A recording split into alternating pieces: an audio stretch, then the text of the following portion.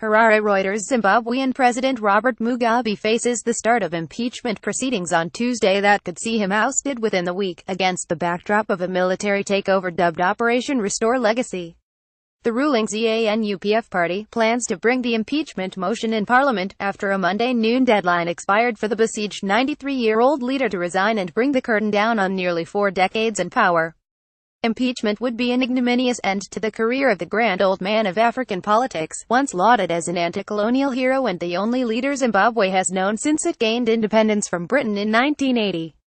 Mugabe has so far shown no signs of stepping down and has called for the weekly cabinet meeting to take place as usual on Tuesday. It would be the first time ministers sit down with him since the military took power on Wednesday. In the draft impeachment motion, ZANUPF, which expelled Mugabe from the party on Sunday, accused him of being a source of instability, flouting the rule of law and presiding over an unprecedented economic tailspin in the last 15 years. It also said he had abused his constitutional mandate to favor his unpopular wife Grace, 52, whose tilt at power triggered the backlash from the army that brought tanks onto the streets of the capital last week. The military operation was launched after Robert Mugabe sacked former Vice President Emmerson Mnangagwa, in a movement to boost Grace's chances of succeeding her husband. Zimbabwe's top general said on Monday talks were planned between Mugabe and Mnangagwa, who was expected back in the country soon. People as Zimbabwean President Robert Mugabe addresses the nation on television, at a bar in Harare, Zimbabwe, November 19, 2017. Reuters. Philemon Bulawayo General Constantino Chiwenga also revealed that the Army's intervention was codenamed Operation Restore Legacy and was progressing well. Fall of Grace. It has been marked by unexpected twists and turns.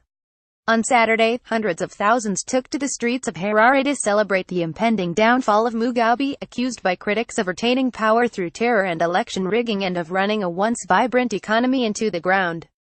They expected him to resign within hours. Instead, Mugabe dashed their hopes with a bizarre and rambling televised address on Sunday night in which he made no mention of his own fate. Since last week, Mugabe has been confined to his lavish Blue Roof residence in Harare, apart from 2 trips to State House to meet the generals and 1 to a university graduation ceremony at which he appeared to fall asleep.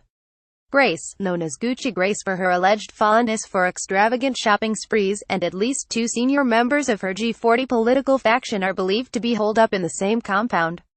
Her stark reversal of fortune was underscored on Monday when the state-run Herald newspaper, which in August proclaimed her a loving mother of the nation, ran a piece headlined "Youth League slams uncultured First Lady."